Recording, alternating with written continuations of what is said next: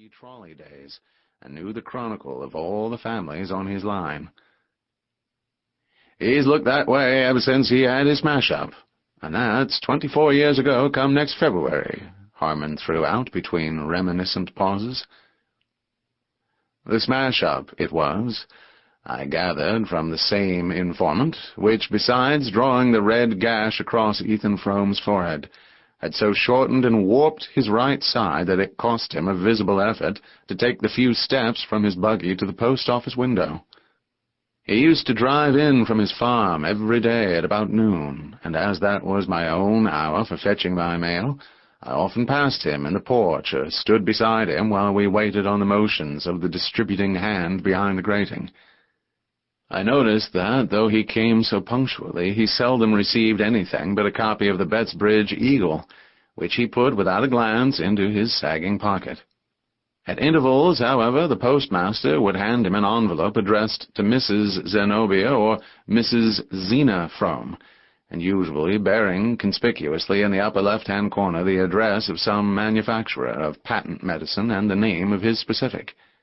These documents my neighbor would also pocket without a glance, as if too much used to them to wonder at their number and variety, and would then turn away with a silent nod to the postmaster.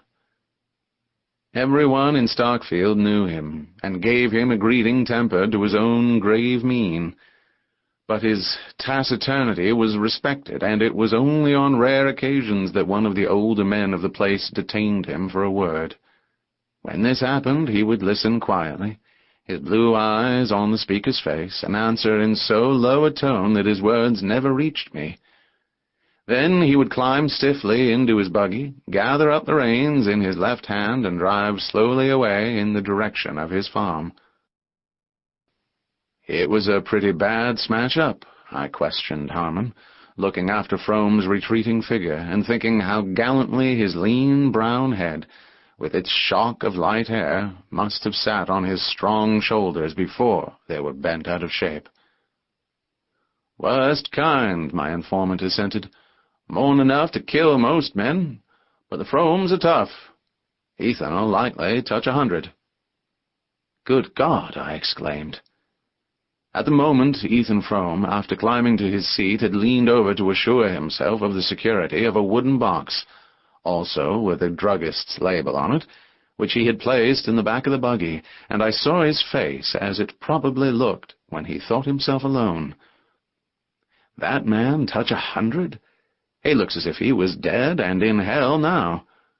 Harmon drew a slab of tobacco from his pocket, cut off a wedge, and pressed it into the leather pouch of his cheek. "Guess he's been in Starkfield too many winters. Most of the smart ones get away." "Why didn't he?" "Somebody had to stay and care for the folks. There wasn't ever anybody but Ethan. First his father, then his mother, then his wife." "And then the smash-up?" Harmon chuckled sardonically. "That's so. He had to stay then." "I see. And since then they've had to care for him." Harmon thoughtfully passed his tobacco to the other cheek. "Oh, as to that, I guess it's always Ethan done the caring." Though Harmon Gow developed the tale as far as his mental and moral reach permitted, there were perceptible gaps between his facts, and I had the sense that the deeper meaning of the story was in the gaps.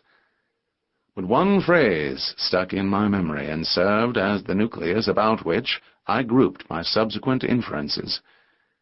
"Guess he's been in Starkfield too many winters." Before my own time there was up, I had learned to know what that meant. Yet I had come in the degenerate day of trolley, bicycle, and rural delivery, when communication was easy between the scattered mountain villages, and the bigger towns in the valleys, such as Bettsbridge and Shadd's Falls, had libraries, theaters, and YMCA halls to which the youth of the hills could descend for recreation. But when winter shut down on Starkfield and the village lay under a sheet of snow perpetually renewed from the pale skies, I began to see what life there, or rather its negation, must have been in Ethan Frome's young manhood. I had been sent up by my employers on a job connected with the big powerhouse at Corbury Junction, and a long-drawn carpenter's strike had so delayed the work that I found myself anchored at Starkfield, the nearest habitable spot for the best part of the winter. I chafed at first, and then, under the hypnotizing effect of routine, gradually began to find a grim satisfaction in the life. During the early part of my stay, I had been struck by the contrast between the vitality of the climate and the deadness of the community. Day by day, after the December snows were over, a blazing blue sky poured down torrents of light and air on the white landscape, which gave them back in an intenser glitter. One would have supposed that such an atmosphere must quicken the emotions as well as the blood, but it seemed to produce no change except that of retarding still more the sluggish pulse of Starkfield. When I had been there a little longer and had seen this phase of crystal clearness followed by long stretches of sunless cold, when the storms of February had pitched their white tents about the devoted village, and the wild cavalry of March winds had charged down to their support, I began to understand why Starkfield emerged from its 6-month siege like a starved garrison capitulating without quarter. 20 years earlier the means of resistance must have been far fewer, and the enemy in command of almost all the lines of access between the beleaguered villages. And, considering these things, I felt the sinister force of Harmon's phrase, "Most of the smart ones get away." But if that were the case, how could any combination of obstacles have hindered the flight of a man like Ethan Frome? During my stay at Starkfield, I lodged with a middle-aged widow, colloquially known as Mrs. Ned Hale. Mrs. Hale's father had been the village lawyer of the previous generation, and Lawyer Varnum's house, where my landlady still lived with her mother, was the most considerable mansion in the village. It stood at one end of the main street, its classic portico and small-paned windows looking down a flagged path between Norway spruces to the slim white steeple of the Congregational Church. It was clear that the Varnum fortunes were at the ebb, but the two women did what they could to preserve a decent dignity, and Mrs. Hale in particular had a certain wan refinement not out of keeping with her pale, old-fashioned house. In the best parlor, with its black horsehair and mahogany weakly illuminated by a gurgling Carcel lamp, I listened every evening to another and more delicately shaded version of the Starkfield Chronicle. It was not that Mrs. Ned Hale felt or affected any social superiority to the people about her. It was only that the accident of a finer sensibility and a little more education had put just enough distance between herself and her neighbors to enable her to judge them with detachment. She was not unwilling to exercise this faculty, and I had great hopes of getting from her the missing facts of Ethan Frome's story, or rather, such a key to his character as should coordinate the facts I knew. Her mind was a storehouse of innocuous anecdote, and any question about her acquaintances brought forth a volume of detail. But on the subject of Ethan Frome, I found her unexpectedly reticent. There was no hint of disapproval in her reserve. I merely felt in her an insurmountable reluctance to speak of him or his affairs. A low, "Yes, I knew them both." It was awful, seeming to be the utmost concession that her distress could make to my curiosity. So marked was the change in her manner, such depths of sad initiation did it imply, that, with some doubts as to my delicacy, I put the case anew to my village oracle, Harmon Gow, but got for my pains only an uncomprehending grunt.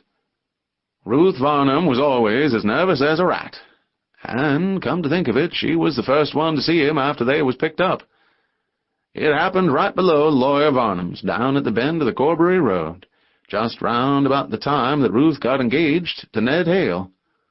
The folks was all friends, and I guess she just can't bear to talk about it. She's had troubles enough of her own. All the dwellers in Starkfield, as in more notable communities, had had troubles enough of their own to make them comparatively indifferent to those of their neighbours, and though all conceded that Ethan Frome's had been beyond the common measure, no one gave me an explanation of the look in his face, which, as I persisted in thinking, neither poverty nor physical suffering could have put there. Nevertheless, I might have contented myself with the story pieced together from these hints, had it not been for the provocation of Mrs. Hale's silence, and a little later for the accident of personal contact with the man. On my arrival at Starkfield, Dennis Eady, the rich Irish grocer who was the proprietor of Starkfield's nearest approach to a livery stable, had entered into an agreement to send me over daily to Corbury Flats, where I had to pick up my train for the junction.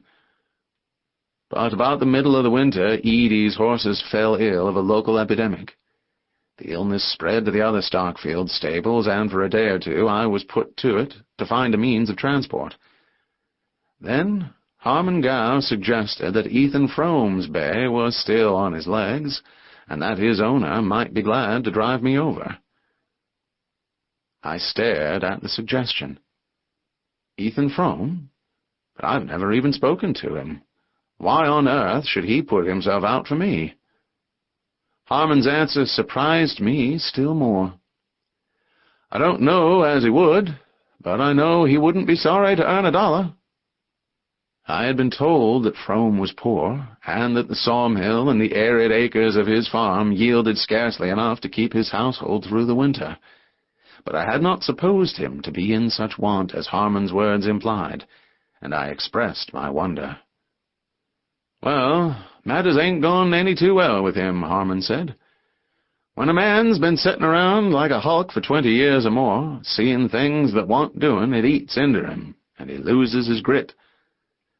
That Frome farm was always about as bare as a milk pan when the cat's been round, and you know what one of them old watermills is worth nowadays.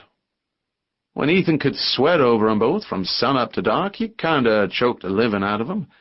But his folks ate up most everything, even then, and I don't see how he makes out now.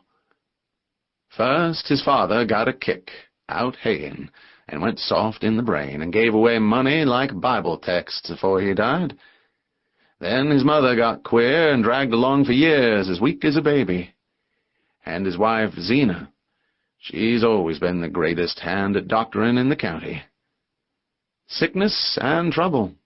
That's what Ethan's had his plate full up with ever since the very first helping."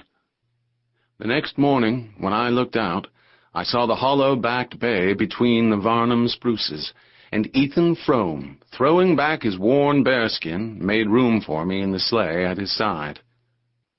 After that, for a week, he drove me over every morning to Corbury Flats, and on my return in the afternoon met me again and carried me back through the icy night to Starkfield. The distance each way was barely 3 miles, but the old bay's pace was slow, and even with firm snow under the runners we were nearly an hour on the way. Ethan Frome drove in silence, the reins loosely held in his left hand, his brown, seamed profile, under the helmet-like peak of the cap, relieved against the banks of snow like the bronze image of a hero. He never turned his face to mine or answered, except in monosyllables, the questions I put, or such slight pleasantries as I ventured. He seemed a part of the mute, melancholy landscape, an incarnation of its frozen woe, with all that was warm and sentient in him fast bound below the surface. But there was nothing unfriendly in his silence. I simply felt that he had lived in a depth of moral isolation too remote for casual access, and I had the sense that his loneliness was not merely the result of his personal plight, tragic as I guessed that to be, but had in it, as Harmon Gow had hinted, the profound accumulated cold of many Starkfield winters. Only once or twice was the distance between us bridged for a moment, and the glimpses thus gained confirmed my desire to know more. Once I happened to speak of an engineering job I had been on the previous year in Florida.